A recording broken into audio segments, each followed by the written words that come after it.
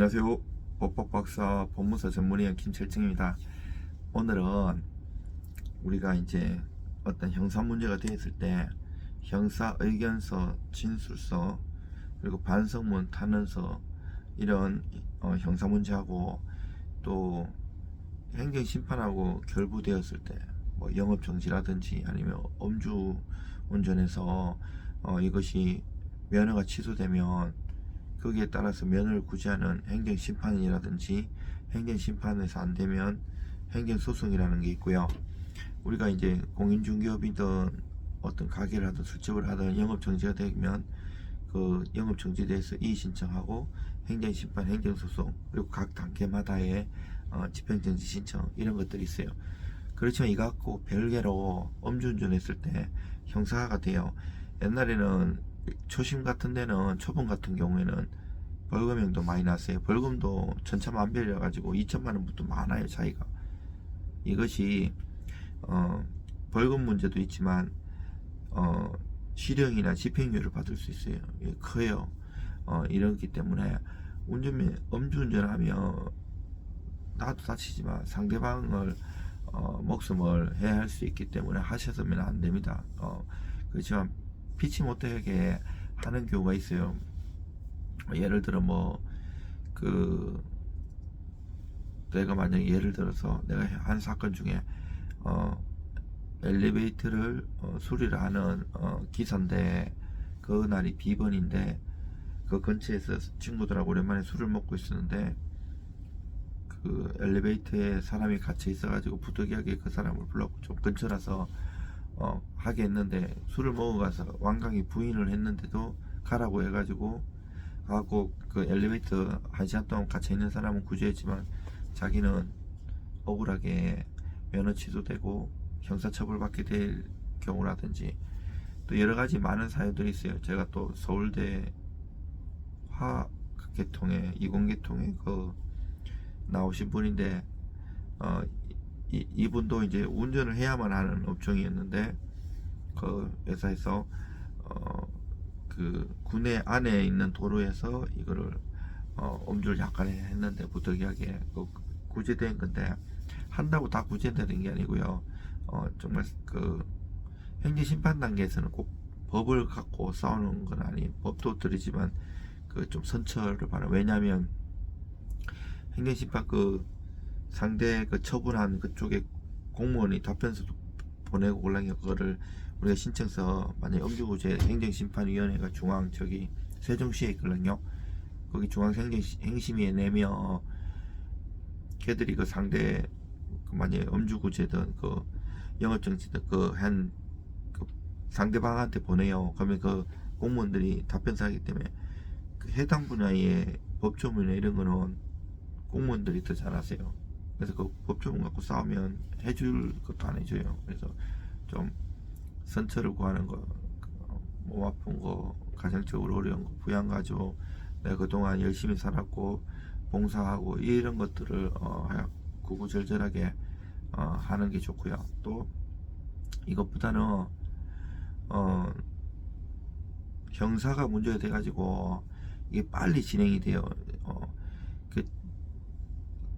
그 검찰에서 거의 약식 기소하면 벌금이 나오고 보통 이제 공판 절차 해부하면 그 경찰이 조사받는데 검사에서 또 조사받을 때 생각하는데 거의 건너뛰고 바로 돼요. 거의 옛날에는 검경수사권 조정돼가지고 조정되기 이전에는 경찰이 대충 수사해도 검사가 다시 수사하고 했잖아요. 근데 중대범죄가 아닌 이상 경찰이 수사의 종결권을 가져요. 그러면 내가 이제 검사에서는 빨리 그냥 경찰이 수사했는 거를 거의 믿고 바로 공판을 제기하든 약식 기소를 하는데 구공판을 때리는데 보통 정식재판으로 많이 가요. 정식재판 가면 그 공소장도 그 법원에서 피고인한테 보내주고 그 법원 형사 의견서라고 나와요. 칸맥 꾸는 거. 칸맥 꾸는 거 그것도 대충 손으로 쓰면 안 되고요. 그것보다는 법무사나 변호사가 잘 의견서 진술서 형식으로 이것을 다투면 다투는 거에 대해서 쭉 쓰고 그 선처를 바라면 선처에 대해서 잘 써야 돼요. 거기 칸막힌 거는 거의 그냥 파악 표면적으로 하려고 동그라미 치고 갈로에 이런 정도 걸랑이요. 가족 누구 되고 이러면 되고 이런데 그것보다는 법리적으로 그 판례 조문 그리고 이 사건의 경과 그 모든 범죄는 죄형 법정주의에 따라고 형사는 죄하고 형벌이 형법이든 특별법이든 법률의 규정이 있어야지 그거 갖고 처벌하거든요. 옛날에 원님 재판이나 중세시대하고는 다르죠.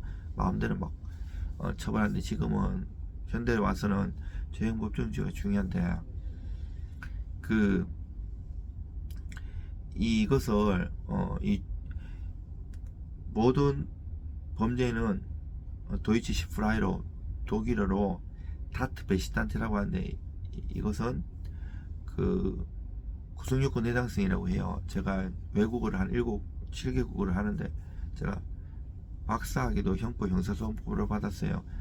석사는 고대에서 민법 민사소송법 강제집행 민사집행법 신탁법 이런 걸 했지만 박사는 서울시립대에서 형법 형사소송법을 했어요. 두 학교 다 박사학위 받기 엄청 어려운 학교예요.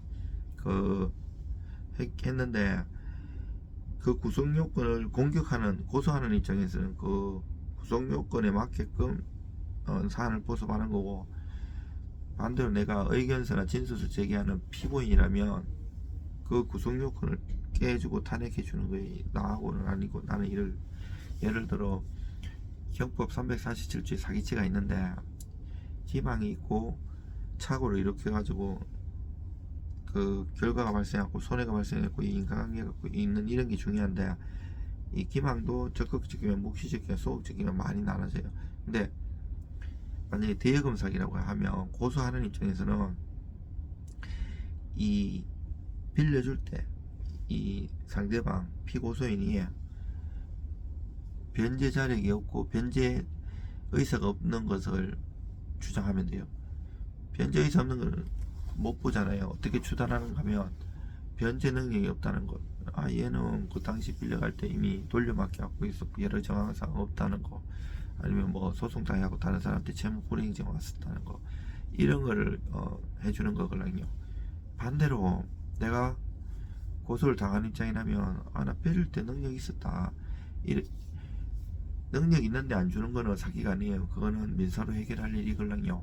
그리고 내가 음주나 다른 범죄를 걸리면 경찰 조사받기 전에 빨리 저 같은 전문적으로 하는 법무사 사무실이든 변호사든 찾아가야 돼요. 이거를 예를 들어 음주라고 하면 잘 기억이 안 나거든요. 그러면서 경찰대학교에서는 이렇게 진술했다가 검찰이나 법원 가서 딴 진술하면 이 진술에 일관성이 없어가지고 안 믿어주세요. 거짓말 하라는 건 아니고 그 거짓말도 일관적으로 하면 믿어주거든요. 그게 중요해요. 그래서 미리 자기도 준비하면서 법무사 사무실에서 서로 주거니 받거니 하면서 이걸 사안을 육하원칙에 따라서 어떻게 해가지고 이라고 스토리 텔링도 만들고 사실관계를 딱 해가지고 어떻게 경찰이 진술했을 때 내가 물었을 때 어떻게 답하고 이런 걸 잘 정리를 해가야 돼요. 그것도 내고 또 만약에 공소장 나왔을 때 그때에 따라서 또 옛날에 준비한 게 있기 때문에 일관적으로 진술을 준비하고 반성문 타는서도 반성문이라는 거는 우리가 보통 보면 뭐 잘못했어요 뭐 이렇게 쓰는 게 아니에요. 그리고 그 타는서도 수백 통 수천 통 이게 중요한 게 아니고 진솔하게 만약에 친구 입장에서 얘는 버거치 살 사람 이거 신호도 잘 지키고 이렇게 아무 도움도 안 돼요. 이 사건과 관련된 사람이 쓰는 게 제일 좋고요. 근데 그 사람 모르잖아요. 어느 정도 얘기를 해줘야 돼요. 그래서 도움을 많이 드리고요. 이 세 개가 3일체에 대해서 일관적으로 써야지 좋은 결과가 있어요. 물론 뭐 100% 해결한다 이러면 사기꾼이고요. 그런 데는 변호사 찾아가면 안 되고요. 최선을 다해가지고 적은 비용으로 최고의 효과를 내는 게 중요하거든요. 뭐든지 민사든 형사든 최선을 다해가지고 안 되면 한이 안 맞는데 최선을 다 안 해보고 포기하면 나중에 합병으로 많이 돌아가시는 경우도 있어요. 여러분들 힘내시고 건강하십시오.